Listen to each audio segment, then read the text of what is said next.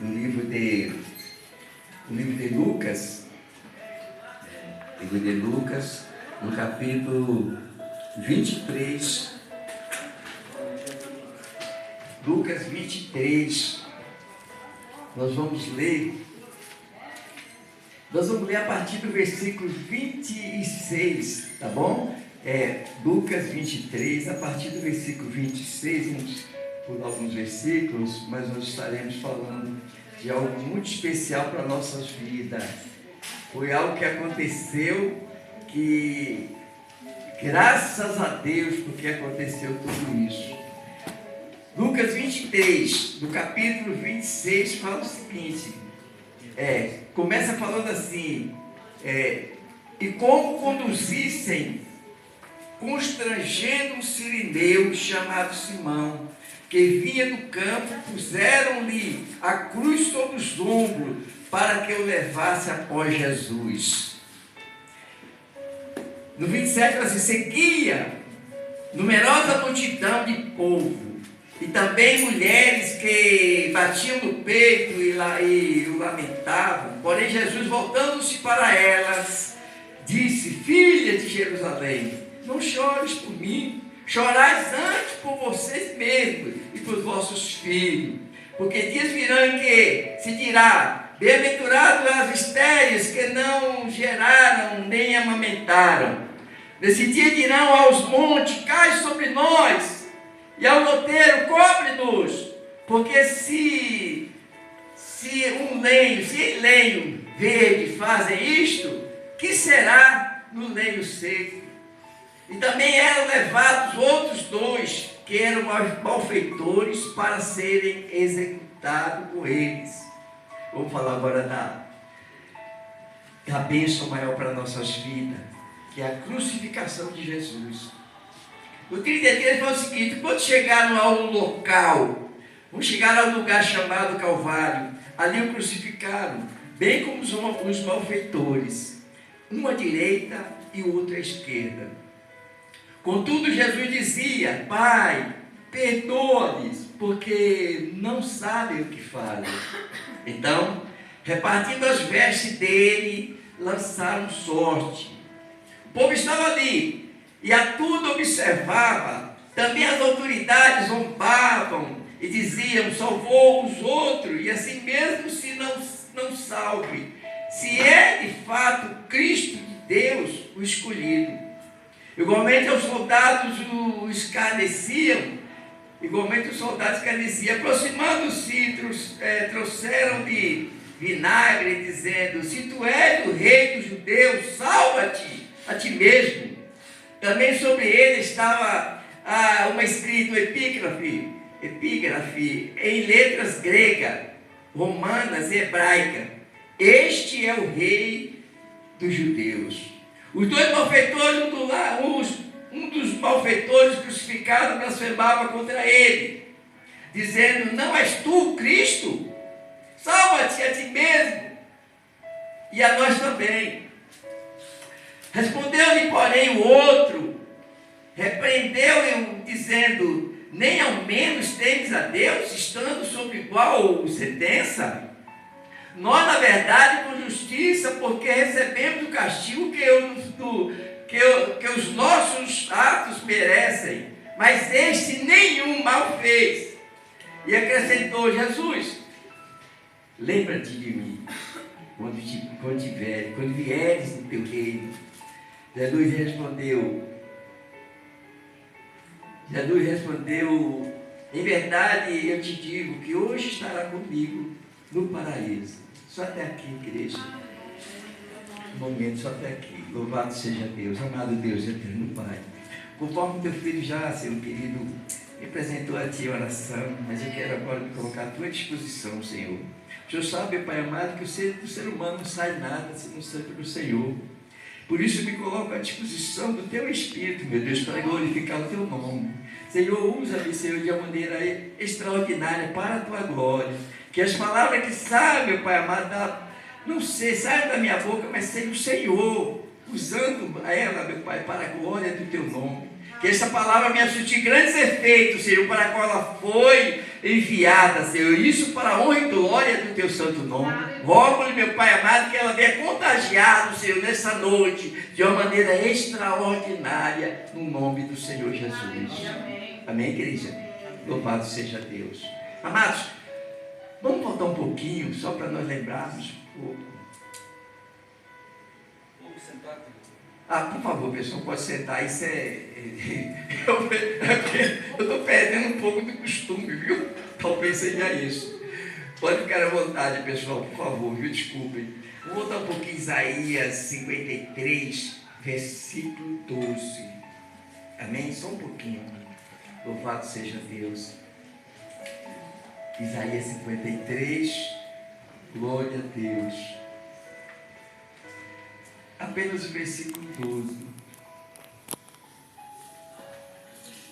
Fala o seguinte, Isaías 53, versículo 12, ele diz assim: por isso eu lhe darei muitos como a sua parte, e com os poderosos repartirá ele o despojo, porquanto derramou a sua alma na morte, foi contado com os transgressores, contudo levou sobre si o pecado de muitos, e pelos seus transgressores intercedeu. Amém, igreja? E como é que está aí? E assim como o pastor estava lendo também ali o Salmo 23, nós vamos ler aí um pouquinho da nova versão bíblica, que fala o seguinte, fala sobre a crucificação também, tá? Fala assim: ali todos os três foram crucificados, Jesus na cruz do meio, e os dois criminosos, um de cada lado. É uma linguagem mais simples, viu? Jesus falou: Pai, perdoa esta gente, disse Jesus, porque não sabem o que estão fazendo. Os soldados tiraram sortes sobre a roupa dele, jogando dados para cada peça. A multidão olhava e os líderes dos judeus riam e caçoavam. Ele foi tão bom, eles falavam assim, viu? Ele foi tão bom socorrendo os outros, diziam. Vamos ver se ele salva a si mesmo e se é realmente o escolhido de Deus, o Messias. Fala o seguinte: os soldados caçoavam dele, também oferecendo-lhe vinagre para beber. Ele dizia: se você é de fato o rei dos judeus, salva-se a si mesmo. Na cruz por cima dele estava escrito: este é o rei dos judeus. Agora vamos dando continuidade para vocês verem. Há uma diferença, mas o conteúdo é o mesmo, queridos. Um dos criminosos ao lado zombavam. Então você é o Messias, não é? Prove isto, salvando a si mesmo e a nós também. Mas o outro criminoso protestou: você não teme a Deus nem quando está morrendo? Nós merecemos morrer pelos nossos crimes, mas este homem não fez nenhuma coisa ruim. E em seguida disse: Jesus, lembra-te de mim quando o Senhor entrar no seu reino. E Jesus respondeu: hoje você estará comigo no paraíso. E essa é uma promessa. A esta altura era meio-dia, e a escuridão caía sobre a terra inteira, durante 3 horas até as 3 da tarde. Louvado seja Deus. E a luz do sol desapareceu, e de repente a grossa cortina pendurada no templo partiu em 2 pedaços. Nessa hora Jesus clamou: Pai, ao Senhor entrega o meu espírito. E com esta palavra morreu. Quando o comandante do grupo de soldados que dirigia as execuções viu o que tinha acontecido, ficou tomado de pavor diante de Deus e disse: verdadeiramente este homem era inocente. E a multidão que veio para ver a crucificação, quando viu que Jesus estava morto, voltou para casa muito triste. Ai, meu Deus, multidão, viu? Olha para a multidão. Oh, Senhor, Tu és maravilhoso e santo. Imagine vocês, igreja, aquela situação, tá? Em que este homem ali, Isaías 53, versículo 12, ele já usava o profeta Isaías, você está entendendo? Há muitos anos atrás, usava o profeta Isaías para dizer que ele viria e seria desta forma. Ele seria entregue nas mãos de pecadores, ele seria escarnecido, ele seria zombado. Já alertava o povo através de Isaías, entendeu? O profeta já profetizava isso. E eles muitas das vezes falou para o seu discípulo: olha, é necessário que eu me entregue, né, nas mãos desses homens. Eles alertavam sempre os discípulos. E aí, pessoal, Jesus ele realizou vários milagres. Vocês observam na Bíblia que foi muitíssimo milagre. Tanto é que a própria Bíblia fala que se fosse contar todos os milagres que ele realizou, não cabia no livro. E nós vemos aí vários milagres. Quando essa multidão, né, que até, vamos dizer assim, em alta voz, né, porque eu não quero retornar para ler, porque fica muito grande o texto. Quando aqueles homens, governadores, mandaram crucificar Jesus, por 3 vezes, Pilato falou: mas eu não vejo nada de errado neste homem, para que possamos mandar ele para ser crucificado. Por 3 vezes falou para o povo. Mas a multidão, amados, é terrível. Muitas vezes a multidão atrapalha. Eu digo isso, sabe por quê? Porque, olha, fazendo um apanhado, agora nem tanto, porque a gente até esquece que teve essa pandemia e tudo, mas se você for analisar, quando existem pessoas juntas, que uma toma uma decisão, pastora, uma toma uma decisão que outros acolhem aquela decisão, aí espalha tudo aquilo, e vira vamos dizer assim, vira uma bagunça generalizada. Você está entendendo? Quer dizer para vocês o seguinte: muitas vezes eu trabalhando com ônibus, né, na época que eu trabalhava, quando uma pessoa falava assim: esse motorista está devagar demais, está entendendo? Que o outro respondia, virava uma bagunça lá no fundo. Tem cara que vai chegar em casa, está entendendo? Muitas vezes você estava com um veículo, com um defeito, um problema que você não podia colocar as pessoas em perigo, então você ia devagarzinho. Isso aqui é outra coisa, eu estou falando de multidão. Então o que acontece, gente? Quando eu falava assim: você está correndo demais, você está correndo demais, ele quer matar o pessoal, você está levando quem nesse veículo? Então, multidão, gente, multidão, se você acolhe aquilo que a multidão fala, você vai virar foi isso que aconteceu. Essa multidão, amados, ela estava ali para condenar o próprio Jesus. É claro que nós sabíamos, né, que o desfechar de tudo isso seria isso, graças a Deus que aconteceu desta forma, viu? Mas eu estou falando da multidão. Ali naquela época era uma festa, né, em que ali havia de soltar ali um salteador, um maligno, e crucificar, colocar em outro lugar. E a multidão optou, sabe por quê? Por Jesus. Você entendeu? Por isso, amados, que deste homem que estava do lado ali dele, né, falou: olha, esse homem nada fez, não é verdade? O que ele falou aqui? Olha, este homem nada fez. Nós sabemos, olha aqui, ó.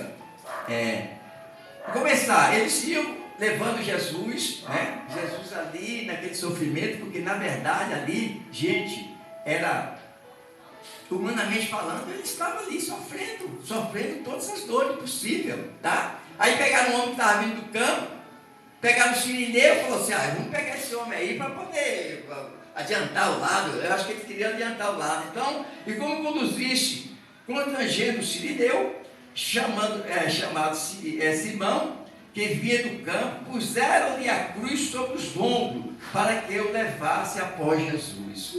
Você entendeu? Então pegaram e colocaram a cruz sobre o sirineu também não aguentava nada.